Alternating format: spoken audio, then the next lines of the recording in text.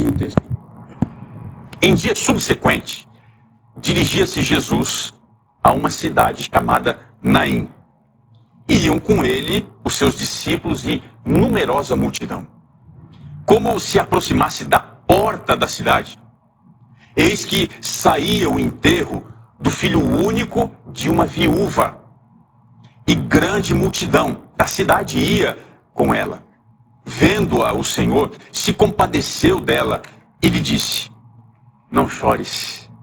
Chegando-se, tocou o esquife e, parando os que o conduziam, disse: jovem, eu te mando, levanta-te. Sentou-se o que estivera morto e passou a falar. E Jesus o restituiu à sua mãe. Todos ficaram possuídos de temor. E agora observe. E glorificavam a Deus, dizendo: grande profeta se levantou entre nós. E Deus visitou o seu povo. Esta notícia a respeito dele divulgou-se por toda a Judéia e por toda a circunvizinhança. Eu queria falar com você agora, que está aqui com o seu coração enlutado. Eu quero falar com você que perdeu alguém que você amava muito. Um vazio que você não consegue preencher. Está doendo. Está machucando você. Eu queria te dizer que Jesus conhece a sua angústia. E Deus é o único que pode confortar o seu coração. Infelizmente, esse mundo aqui, olha, é um mundo de tragédia. É um mundo de catástrofe. Alguns anos atrás, eu era pastor ali na cidade de Hortolândia. E numa segunda-feira, bem cedo, o meu telefone tocou. E era uma irmã de uma das igrejas que eu pastoreava. E ela me disse: pastor, venha agora. Corra para cá. Você precisa ajudar uma família que perdeu uma criancinha. Era uma criança de 2 aninhos. E eu fui.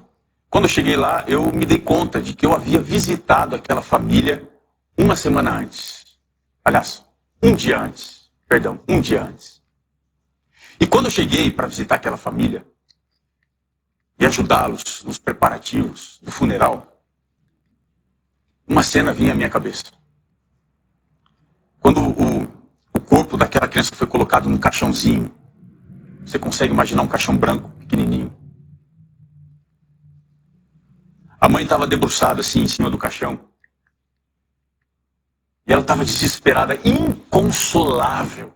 Claro, quem que fica feliz quando perde um filho de 2 anos? Mas a história dela é uma história mais triste do que você possa imaginar. No domingo, o dia anterior, a mãe, ela estava em casa, era uma família bastante simples, bem humilde. E eles estavam assim no quintal, fazia calor, a criança estava brincando ali com água. E a atenção dela se dirigiu para a pia. E ela queria brincar na torneira.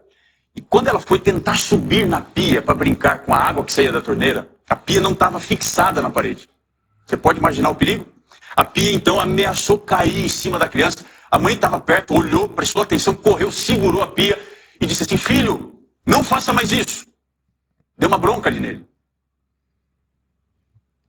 Acontece que no outro dia, bem cedo, a mãe foi para a feira. Quando ela voltou da feira, o filho tinha ficado sozinho em casa. Imagina onde é que ele foi, o primeiro lugar que ele foi. Ele foi brincar lá naquele tanque.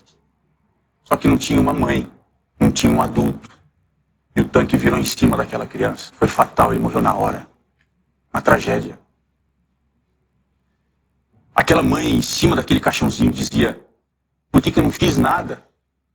Ela havia recebido um prenúncio do perigo, mas ela não fez nada. E ela se lamentava dizendo: por que eu não fiz nada? Eu podia ter feito algo, eu não fiz nada. Sabe, a morte escancara para nós e para o universo a nossa fragilidade, como nós somos fracos, como ela nos mutila por dentro. Não é apenas o fim daquele que morre, mas muitas vezes é a marca profunda de quem fica. E quando eu vou à história de Lucas capítulo 7, eu vejo Jesus indo ao encontro. Veja, essa história não é casual. Jesus é movido por providência, a providência divina. Ele está indo ao encontro. Encontro do quê? Ele não vai para um banquete. Ele está indo ao encontro de um velório.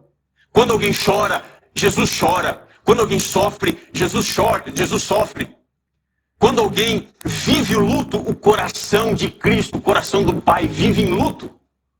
A coisa mais estranha dessa história é que quando Jesus está indo na direção de Naim, se aproximando, há um encontro aqui de cortejos. Dois grupos, duas multidões. Você percebeu aqui no texto?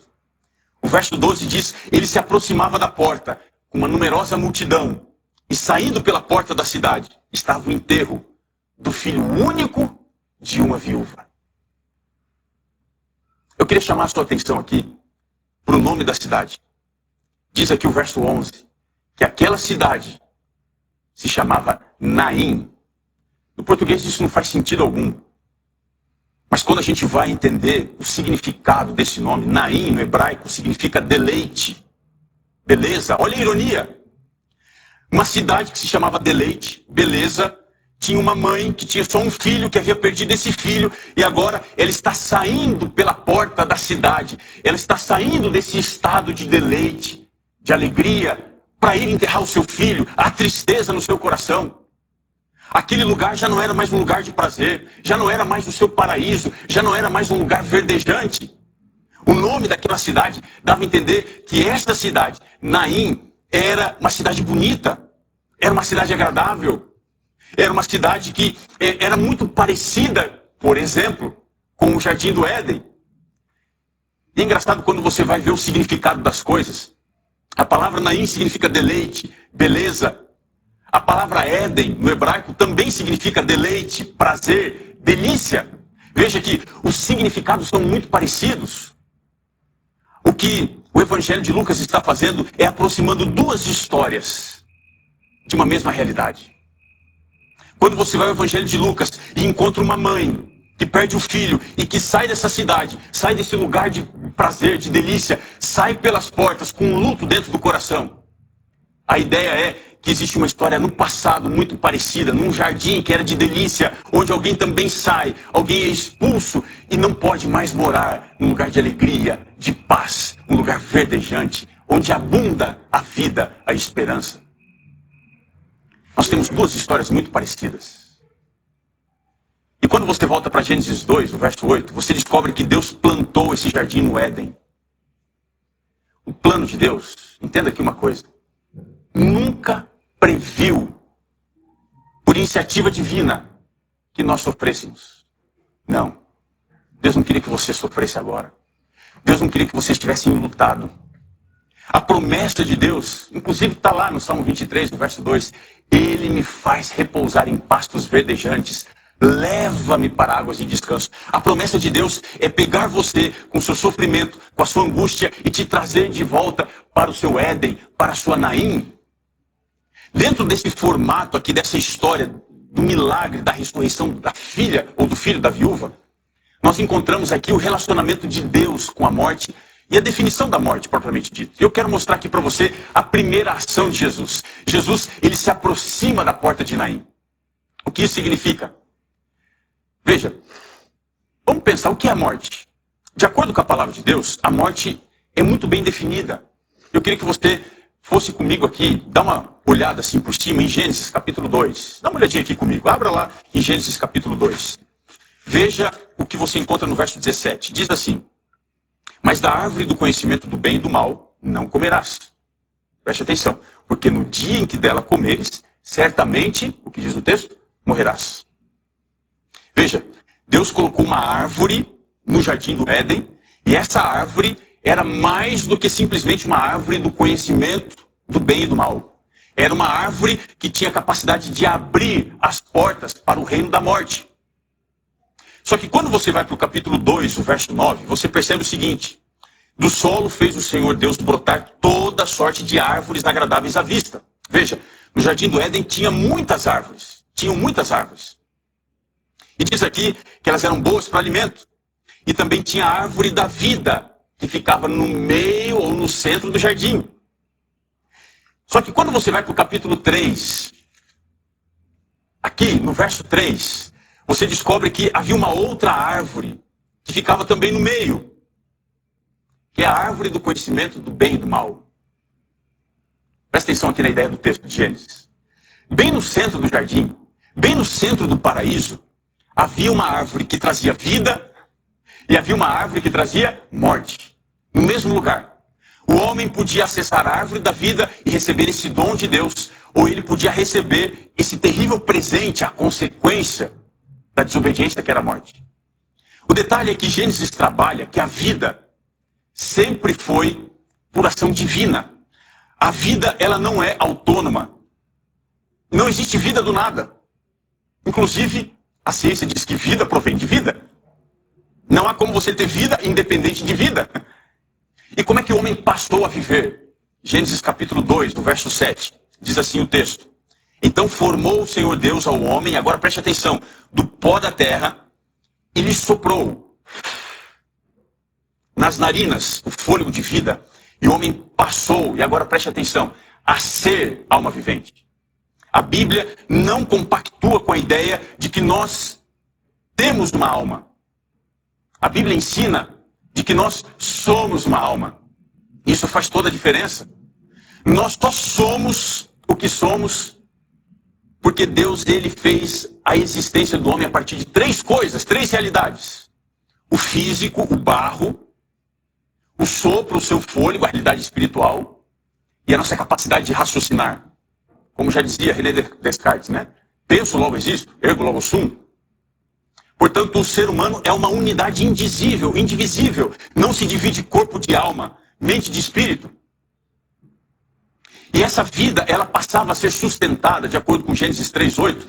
Deus vinha ao encontro do homem sempre na viração do dia. E o curioso é que a expressão que está aqui no texto, na língua hebraica, que é a língua do Antigo Testamento, é no ruá do dia. Ou seja, quando o dia chegava no momento mais importante, Deus visitava o casal e o seu espírito sustentava a vida.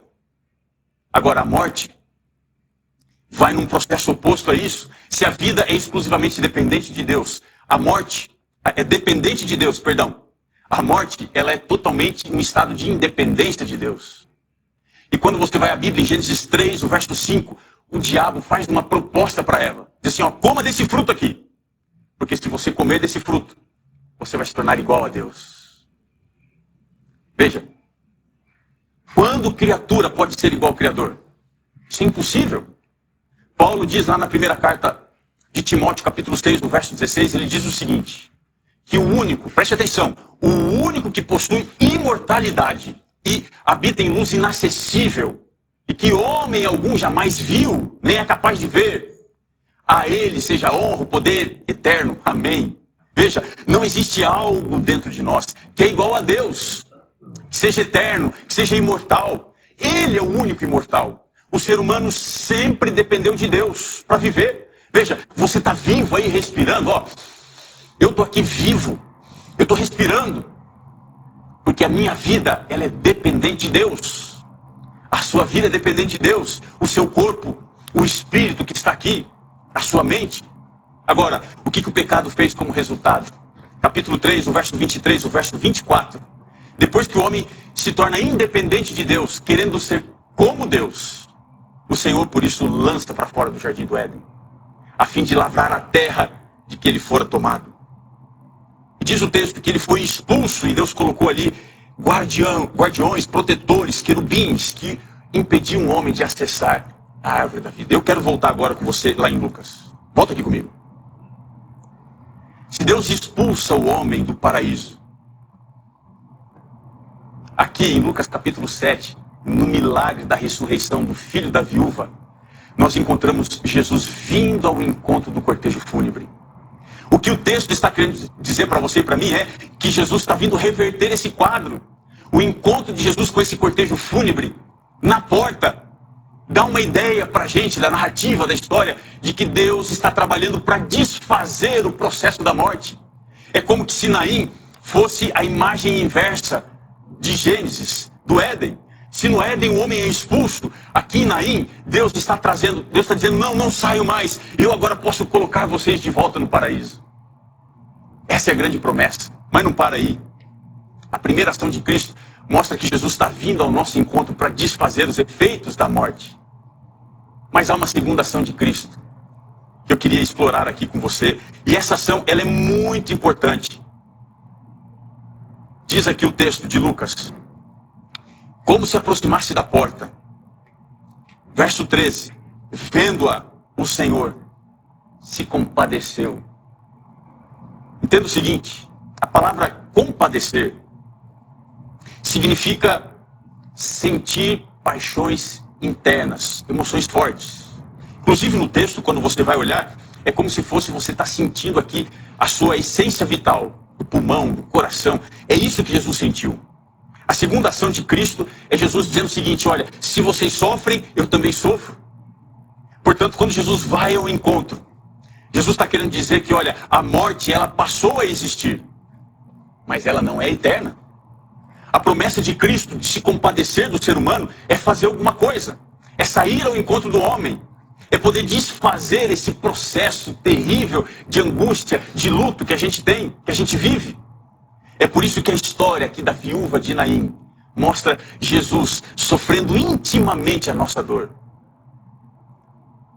Se fosse talvez você ou eu, a gente, por causa do nosso egoísmo, a gente ficaria indiferente. Mas na Bíblia, Jesus, ele sente toda a morte. E ele quer ansiosamente trazer de volta para o paraíso, levar-nos para onde a morte nos tirou.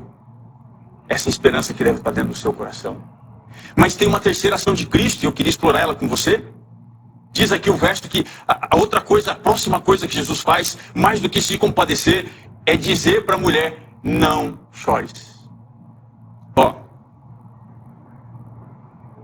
você já possivelmente deve ter participado de muitos funerais. Eu também. Já fiz muitos cultos fúnebres.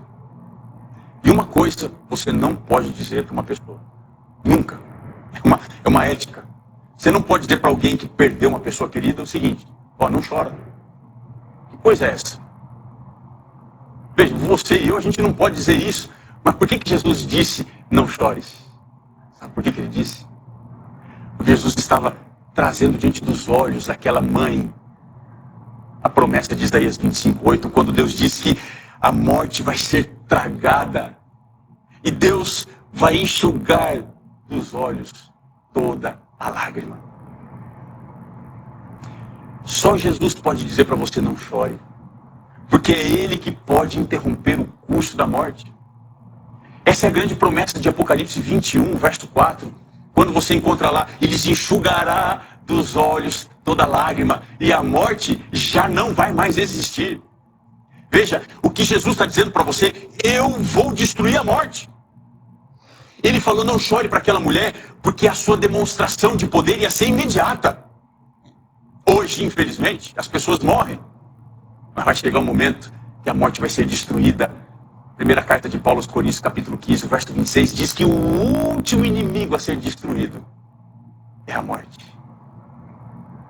Está sofrendo. Jesus vai destruir a morte. Ele vai enxugar dos seus olhos a lágrima que representa o luto, a dor. Mas não para aqui. Eu queria que você voltasse comigo ao texto da história da cura, do milagre, na verdade, da ressurreição. A próxima ação, a quarta ação de Cristo, diz aqui o texto que ele, chegando-se, verso 14, tocou o esquife. Deixa eu tentar te explicar o que era o esquife. Não tinha caixão naquela época. O caixão era simplesmente um corpo enrolado num lençol e carregado numa tábua ou numa maca. Veja, qual que é o problema da morte? Quando você volta lá para Gênesis capítulo 3, verso 7, quando o homem percebeu que os seus olhos, ao serem abertos, fez com que ele entendesse que era uma criatura finita, a primeira coisa que ele faz é fazer roupa para cobrir a sua nudez, a sua vergonha. Só que folha de figueira não resolve o problema da morte. A única forma para resolver o problema da morte é o que está em Gênesis 3, 21. Deus fez vestimentas de peles de cordeiro para o casal. Veja, lá no Éden, Deus estava ensinando que a única forma da morte ser vencida era o cordeiro, símbolo de Cristo, vir aqui nesse mundo, sofrer como eu, como você, e vencer o nosso maior inimigo, vencer a morte. Jesus veio vencer essa batalha nos termos da morte. Ao morrer, ele venceu a morte. E é por isso que Apocalipse 1:18 diz que ele tem nas mãos a chave da morte e do inferno, que no texto grego significa literalmente sepultura. Sabe, Jesus não podia ressuscitar apenas e tão somente o filho da viúva de Naim. Ele pode ressuscitar você se você passar pela morte. Ele pode ressuscitar as pessoas que você ama, porque ele tem a chave da morte e do inferno. Mas há uma quinta ação aqui de Jesus nessa história da viúva de Naim. E eu queria que você olhasse. E parando os que o conduziam, aquele grupo, aquele enterro fúnebre, ele disse: jovem, eu te mando, levanta-te. A expressão aqui é forte. A mesma Bíblia que conta que Jesus ressuscitou o filho da viúva de Naim, um pouquinho mais adiante, em 1 Tessalonicenses 4,16, diz assim: porquanto o Senhor mesmo, dada a sua palavra de ordem, ouvida a voz do arcanjo, e ressoada a trombeta de Deus, ele descerá dos céus. E agora preste atenção, diz aqui: e os mortos em Cristo ressuscitarão primeiro. Que promessa fantástica! Aquele que tem poder vai fazer sair da sepultura aqueles que morreram, que desceram, que tombaram, crendo no seu poder. Essa voz de Cristo tem poder. Ele ressuscitou o filho da viúva de Naim. Ele também ressuscitou Lázaro. E queridos, a morte não é um problema para Cristo, porque na cruz ele dominou a morte.